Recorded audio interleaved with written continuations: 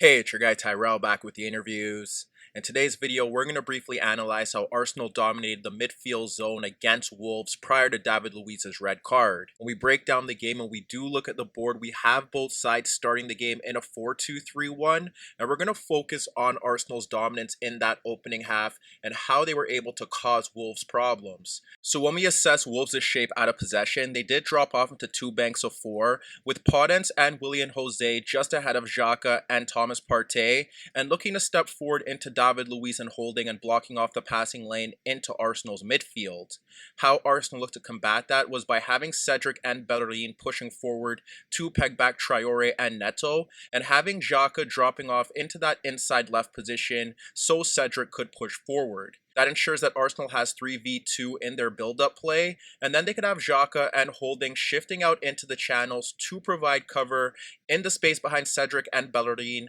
if Traore and Neto look to break in transition into those areas. The manner in which Wolves looked to combat that 3v2 was to have Podence and Willian Jose sitting ahead of Thomas Partey, and then you would see Moutinho stepping forward to apply cover in case Thomas Partey received the ball in that zone. That means Ruben Neves would be tasked with dealing with Smith Rowe, who often dropped off into that pocket of space between Traore and Ruben Neves, and that gave Cedric more license to push higher up the pitch. Because if Traore shifts across to close down Cedric, then that creates a larger gap in between Traore and Ruben Neves for Smith Rowe to receive the ball. So if Wolves wanted to remain compact, Cedric was often an open outlet, and the only way for Wolves to combat that would be to have Semedo pushing higher to close him down, and then Cody leaving Lacazette and pushing into the gap where Pepe would receive the ball freely. On the opposite side, Saka could drop off deeper into that Moutinho-Neto gap, and that would pull Kilman out of position, and that would give Bellerin the license to push forward, and we did see that combination on a few occasions. And if we focus on Arsenal's attacking quartet, like I said, Smith Rowe was dropping into that gap between Traore and Ruben Neves. Saka was also dropping in between Moutinho and Neto, and what made matters worse for Wolves in that midfield zone was that Lacazette would leave the center backs and look to receive the ball in that gap between Ruben Neves and Moutinho. So even if you have Saka higher up the pitch occupying Kilman, what you end up seeing is that now you have two Arsenal players dropping off into those pockets of space to receive possession, and with Thomas Partey freely getting on the ball, you have an overload in that central area. What made matters worse for Wolves was that there was no pressure applied to Thomas Partey and Xhaka in that midfield zone. So if you have Smith Rowe, Lacazette, and Saka dropping into those pockets of space, Ruben Neves and Moutinho can't step forward to apply pressure, and that often resulted in Thomas Partey and Xhaka dominating the game from those deeper positions. And the same applied to Smith Rowe, who received similar freedom to drift towards the left side of the pitch to create overloads as Ruben Neves and Moutinho couldn't shift over to provide cover. In the opening minutes, you could see Podence failing to apply any pressure to Thomas Partey, and with Smith Rowe dropping between Moutinho and Neto, you could see Saka beginning to run across Kilman to break behind the Wolves' high line. Thomas's ball places Saka free into right half space, and while he was able to hold off Kilman's pressure, he placed his effort off the far post from this position. If we look to another example, you could see Thomas receiving a square pass across Wolves' front two, and that's where you could see Willian Jose failing to apply pressure, which enables the Arsenal midfielder enough time on the ball as Saka begins to drop into the Moutinho-Neto gap. What's key here is Saka's movement drags Kilman out of position, and it creates a large gap between Neto and Bali for Bellerin to sprint into when Thomas clips the ball over the Wolves' backline into right half space. Bellerin receives the ball in right half space, and that pulls out Bali as Kilman attempts to recover his position, but Lacazette fails to control his directed ball across the Wolves' penalty area due to Cody's pressure. And once again, you have Thomas beyond both Wolves strikers in the midfield zone,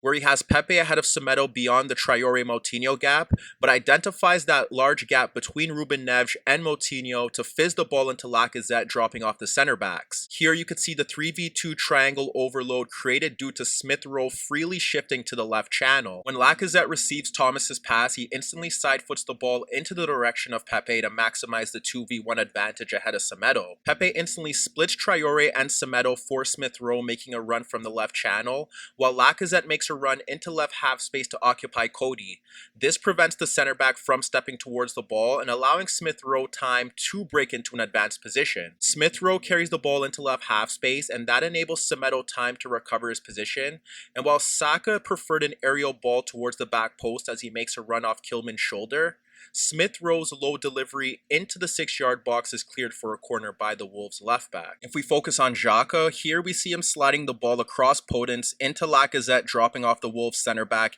into the Moutinho-Neves gap. What happens next is Lacazette drops the ball off to Thomas, and he shifts laterally into space to the left of Moutinho for the return pass. When Lacazette receives the ball back from Thomas, he instantly splits Neto and Kilman for an advanced Bellerin, and when Bellerin receives Lacazette's pass in right half space, we see Neto attempting to recover while Saka and Pepe make runs towards the Wolves penalty area. If we look to one final example, we'll focus on all three Arsenal midfielders playing a key role. When Xhaka slides the ball around Willian for Thomas ahead of Moutinho, you could see Smith Rowe shifting laterally across Ruben Neves into vacant space towards the left channel, and that virtually forms a triangle across Willian Jose. When Smith Rowe receives the ball from Thomas and begins to carry it forward, Wolves have a 3v3 down the right, but with Pepe checking into the ball to drag out Semedo and Cedric beyond Traore, it was important for Ruben Neves to maintain discipline as additional cover. Smith Rowe plays the ball to Pepe, who instantly slides it to Cedric,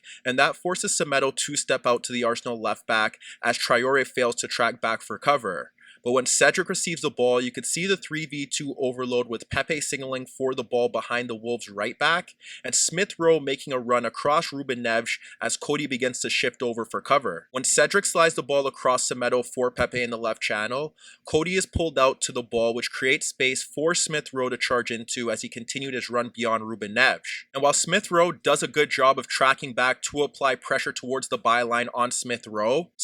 does well to pull the ball back across Ruben Neves and Cody for Pepe breaking freely into left half space, and he forced Rui Patricio into a save as the Wolves goalkeeper pushed the ball off the crossbar. What also should be highlighted here was the work rate from Thomas Partey and Xhaka in the wide area, specifically towards the left-hand side, to offer protection for Cedric against Adama Traore. Wolves had two great dribblers out in those wider areas in Neto and Traore, and to ensure that they wouldn't get into good 1v1 situations, we witnessed times where Thomas Partey and Xhaka would shift across to provide cover, and they did make an impact. Here you could see Xhaka in that inside left position behind Cedric to create a 1v2 against Adama Traore picking up the ball in a deeper position, and you could notice Podence looking to run across Smith Rowe. Arsenal gets away with Smith Rowe failing to track Podence's run into right half space due to Xhaka's ability to dispossess Traore, who ran across Cedric. Here we could see Wolves trying to create an overload with the wide players, as Traore did well to dribble across a few opponents and shift the ball off to Neto. That's where you see Bellerin and Saka dropping deeper to create a 1v2, but Xhaka does well to track the run of Adama Traore to ensure that he can't have a threat on the left side of the pitch. And if we focus on an example that highlights why Xhaka's inside left positioning is key, you could see a time where Semedo's clearance to Podence ignites a Wolves attack, with Xhaka initially pushing into the final third, and that forces David Luiz to push across, and it means that Holding has to cover the center of the pitch. That now creates a vacant gap in that left channel for Willian Jose to push forward. However, luckily for Arsenal in this situation, Podence's crossfield pass for his strike partner was a bit short, and Thomas Partey was able to come across to intervene. Here we could see Thomas Partey shifting over to provide cover for Bellerin against Neto pushing to the byline, and even when a Neto attempts to cut back onto his right foot to deliver a cross into the box, Thomas sticks to his task and the 1v2 cover pressure forces the ball back towards the byline. There was a time where Traore slid the ball across Cedric and Pepe for Semedo running beyond Smith Rowe into the right channel, but you could see Xhaka positioned in that inside left position ready for cover. Xhaka does well to shift across to cover for Smith Rowe, and he ends up blocking the Semedo attempted delivery into the Arsenal penalty area. And Thomas Partey did something similar minutes later, as you could see Wolves' wingers creating an overload as Neto is in a 1v1 with Cedric, and Traore shifting into space behind the Arsenal left back. But while Neto easily dribbles beyond Cedric, Thomas does well to shift across to prevent the Wolves' wide player from delivering across into a crowded Arsenal penalty area. Unfortunately for Arsenal, all their great play in that opening 45 minutes was ruined by one systemic breakdown. Here in the build-up to Wolves' equalizer, Willian José does well to chest Rui Patricio's long punt ahead of David Luiz, but look at the position of Thomas and Xhaka along with Podence's space ahead of Holding. Holding isn't tight on Podence, and Thomas Partey and Xhaka are both focused on the ball, while Podence has all that space between the lines to receive a ball from Ruben Neves or Moutinho if the Wolves striker is able to drop the ball back into their path. What happens next is that Ruben Neves receives Willian José's layoff and instantly slides the ball across Xhaka and Thomas for Podence in acres of space ahead of Holding and Bellerin, and now they're bypassed, and that allows Podence to break at the Arsenal backline. When Podence receives the ball, he's ahead of Holding and Bellerin. To his left, he has Neto breaking forward down the left channel, and although David Luiz does a poor job of losing Willian José initially, the issue that Arsenal has here is that one of Holding or Bellerin needs to step. If Holding applies pressure to Podence, that allows David Luiz recovery time to pick up his step on Willian José or attempt to get goal side of him. And then even if he does get beat, that allows David Luiz to shift across while Cedric gets back into position. If Holding wants to retreat, then Bellerin needs to step, and even though that does leave Neto free, he's out in the wider position, and if the ball is played out to him, then Holding could cover for his right back to apply pressure on the ball as they swap positions. However, with Holding and Bellerin dropping off deeper and not stepping towards the ball, Holding's recovery run does create a larger gap for Podence to slide in Willian José beyond David Luiz. Hi everybody, thanks for watching, and subscribe here for your latest tactical analysis and daily commentary on the InnerViews show. And if that wasn't enough, don't forget you could find more organic, unfiltered soccer/football analysis on the InnerViews podcast, the best soccer/football podcast in the world, available on iTunes, Spotify, iHeartRadio, Spreaker, and any Android apps on your Android devices.